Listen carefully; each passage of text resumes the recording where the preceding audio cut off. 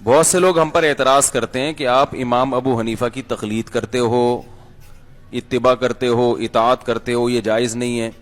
ہم ان سے کہتے ہیں کہ آپ بھی تو اپنے علماء کی اتباع کرتے ہو، وہ مسئلہ بتا دیتے ہیں، جو دلیل وہ بتا دیتے ہیں آپ اس کو مان بھی لیتے ہو، حالانکہ اس پہ اشکالات بھی ہوتے ہیں، اس کے مخالف بھی ہوتی ہے، لیکن آپ مان لیتے ہو.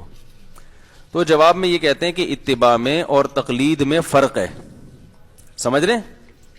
اور دلیل یہ دیتے ہیں فرق پہ کہ اتباع کہتے ہیں دلیل کے ساتھ کسی کو فالو کرنا، اور تقلید کہتے ہیں بغیر دلیل کے کسی کو فالو کرنا. تو یاد رکھو قرآن میں ایسا کوئی فرق نہیں ہے، نہ حدیث میں، اور کامن سینس کے بھی خلاف ہے یہ فرق. اس لیے کہ اگر اتباع اس کو کہتے کہ دلیل سے کسی کو فالو کرنا، تو وہ دلیل کو فالو کرنا ہوا، اس بندے کو فالو کرنا نہ ہوا، پھر اس بندے کی اتباع تھوڑی ہوئی. سمجھ میں آ رہی ہے بات کہ نہیں آ رہی ہے؟ یہ بالکل سینس لیس باتیں ہیں جو مارکیٹ میں چل رہی ہیں، اور ایسی سینس لیس باتیں کرنے والے اپنے آپ کو مجتہد کہتے ہیں کہ ہم کسی کی اتباع، کسی کی تقلید نہیں کریں گے. تو چونکہ تقلید ہر ایک کرتا ہے، حدیث کے صحیح اور ضعیف ہونے میں بہت سے حضرات علامہ ناصر الدین البانی رحمہ اللہ کی تقلید کر رہے ہیں، صحیح ہے نا؟ 3 علماء ہیں جو جمہور سے ہٹ کے چلتے ہیں نا، چاروں ائمہ سے، وہ 3 علماء کے اقوال کے گرد ان کا فتویٰ گھوم رہا ہوتا ہے.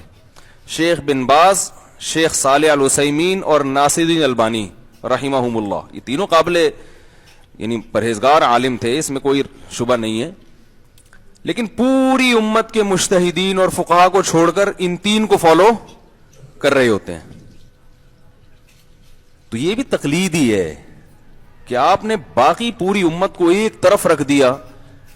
پوری امت گمراہی پہ جمع ہو سکتی ہے، مگر آپ کا فتویٰ گھومتا ہے. یہ جو عام موضوع پہ مسا آیا ہے نا، یہ کہاں سے آیا ہے؟ یہ انہی 3 علماء نے فتویٰ دیا ہے.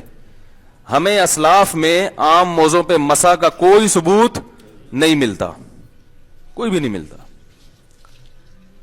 بلکہ یہ جو حدیث پیش کی جاتی ہے نا کہ رسول اللہ صلی اللہ علیہ وسلم نے جوربین پر مسا کیا، جورب موزے کو، تو قطع نظر اس سے کہ اس حدیث کی سند کیا ہے، یہ بحث ایک الگ ہے.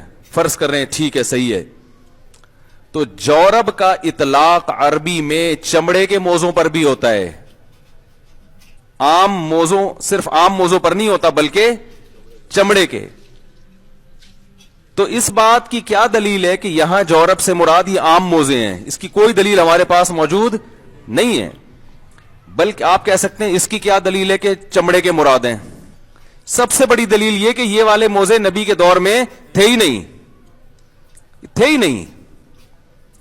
تمام مجتہدین نے، چاروں اماموں نے، ابو حنیفہ، مالک، شافعی، احمد ابن حنبل، ان چاروں نے اس بات کا التزام کیا ہے کہ نبی صلی اللہ علیہ وسلم کے دور میں جو موزے تھے جن پہ صحابہ مسا کرتے تھے، وہ موزے یا اس جیسے ہوں گے تو مسا جائز ہوگا، ورنہ مسا جائز نہیں ہے. اور ناجائز ہونے کی دلیل کیا ہے؟ قرآن نے پاؤں کے دھونے کا حکم دیا ہے، مسا کا حکم نہیں دیا. جو مشہور متواتر قرات ہے اس میں دھونے کا حکم ہے. سمجھ میں آ رہی ہے بات؟ جب دھونے کا حکم قرآن نے دیا ہے تو یہ ایک نص قطعی ہے، متواتر ہے، مضبوط دلیل ہے. اور نماز کا معاملہ بھی معمولی نوعیت کا نہیں ہے. تو اتنی مضبوط دلیل کے مقابلے میں جب اس جیسی مضبوط دلیل ہوگی تو اس کو فالو کیا جائے گا. جب تک اس جیسی مضبوط دلیل نہیں ہوگی قرآن کو چھوڑنا جائز نہیں ہے. اور اس جیسی مضبوط دلیل وہ چمڑے کے موزے یا اس جیسے موزوں کے بارے میں تو ہے، عام ساکس کے بارے میں ایسی مضبوط دلیل نہیں ہے.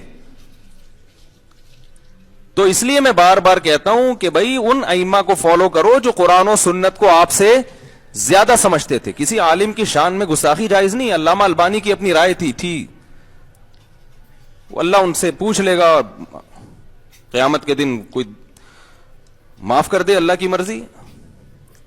لیکن آپ سے اللہ سوال پوچھے گا کہ جب اتنے بڑے بڑے مجتہدین موجود تھے تو آپ 15ویں صدی کے علماء کو فالو کیوں کر رہے تھے؟ سمجھ میں آ رہی ہے بات؟ اور ایک اور بات میں کہتا ہوں، پھر میں آگے چلتا ہوں. مجھ سے کسی نے کہا کہ یورپ میں بڑا اختلاف ہو رہا ہے آج کل، یورپ میں، امریکہ میں اور ان ملکوں میں نا بعض سلفی علماء عام موضوع پہ مسا کر کے امام بننے کے لیے کھڑے ہو جاتے ہیں. تو مجھے وہ کہنے لگے کہ آپ لوگ اس کے جواز کا فتویٰ دے دیں، کیونکہ پھر جو بہت سے لوگ ان کے پیچھے نماز نہیں پڑھتے، دو جماعتیں ہوتی ہیں، ایک امت میں اختلاف پیدا ہوتا ہے، تو امت میں اتحاد بھی تو ایک وقت کی ضرورت ہے نا، تو لہذا وہ گنجائش نکال دیں۔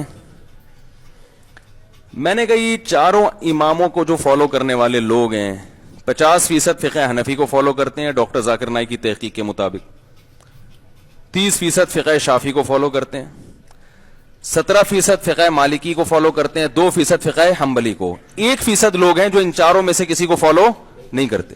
ان 1% کی خاطر 99% کو مجبور کیا جا رہا ہے کہ آپ اپنی رائے کو چینج کر دیں۔ اس طرح سے امت میں اتحاد پیدا نہیں ہوتا، اور ایسی رائے اختیار کرنے کا حکم دیا جا رہا ہے جس کے خلاف امت جمع ہو چکی ہے ماضی میں۔ اجماع امت خود ایک مضبوط ترین دلیل ہے۔ سمجھ میں آ رہی ہے بات؟ میں نے ایک بیان میں کہا تھا کہ اجماع امت کا مقام حدیث سے بھی زیادہ ہے۔ اس پہ بھی بعض لوگوں نے نیگیٹو کمنٹس کیے کہ انہوں نے امت کو نبی سے بھی بڑھا دیا۔ میں بھی بتاتا ہوں اس کا مطلب کیا ہے۔ تو سب سے پہلی بات کیا ہوئی کہ بھائی جو امام عام موضوع پہ مسح کر کے نماز پڑھا رہا ہے، کیا اسے یہ مشورہ نہیں دیا جا سکتا کہ چلو تمہاری رائے میں عام موضوع پہ مسح اگر جائز بھی ہے تو فرض تو نہیں ہے نا؟ سمجھ میں آ رہی ہے بات کہ نہیں آ رہی؟ فرض تو نہیں ہے بھائی، تو تم دوسروں کی رعایت میں پاؤں دھو کے نماز پڑھا لو تاکہ سب کی نماز درست ہو جائے۔ تو یہ عجیب اتحاد پیدا کرنے کا طریقہ ہے کہ 99% کو مجبور کیا جا رہا ہے کہ اپنی رائے کو تبدیل کریں، جبکہ وہ تین ہونے میں اور نقصانات کیا ہیں کہ امت کو اگر آپ اس طرح سے اجماعی مسائل سے ہٹانا شروع کر دیں گے تو امت کی بریکیں فیل ہو جائیں گی۔ پھر کل کوئی نیا محقق آ کے کوئی نئے مسئلے میں نئی تحقیق لائے گا، پرسوں آئے گا کوئی نئی تحقیق لے کر آئے گا، کیسے روکو گے آپ اس کو؟ لیبل تو سب قرآن و سنت ہی کا لگاتے ہیں۔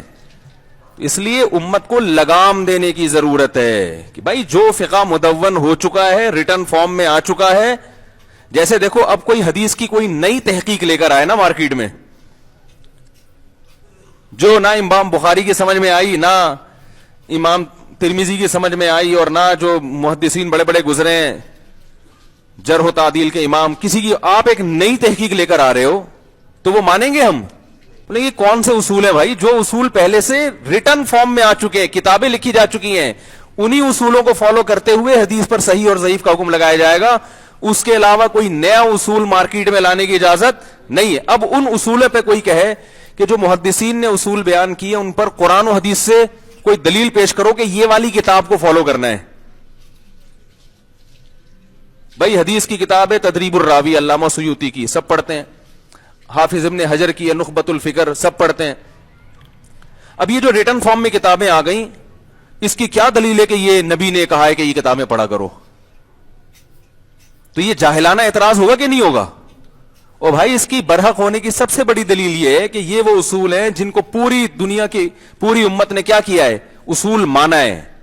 تو اسی طرح یاد رکھو قرآن و حدیث سے مسائل جو لکھے گئے ہیں نا، وہ یہ کام بہت پہلے ہو چکا ہے، تحقیقی کام ہو چکا ہے، اور پھر امت سمٹ کے چاروں فقہا پر اعتماد امت نے کر لیا، صدیوں اس پر اجماع چلا آیا ہے کہ اب اس پانچواں فرقہ بنانے کی اجازت نہیں ہے، کیونکہ یہ ریٹن فارم میں لا جو ہے نا، یہ ریٹن فارم میں آ چکا ہے صدیوں پہلے، پھر اسلامی یونیورسٹی میں پڑھایا گیا، پھر اسلامی حکومتوں میں نافذ رہا، عدالتوں میں باقاعدہ صدیوں تک یہ قوانین چلتے رہے ہیں۔ ایسا نہیں ہے کہ کسی نے اٹھ کے بس ایک نئی چیز نکالی ہو، صدیوں تک امت اس پہ عمل کرتی رہی ہے۔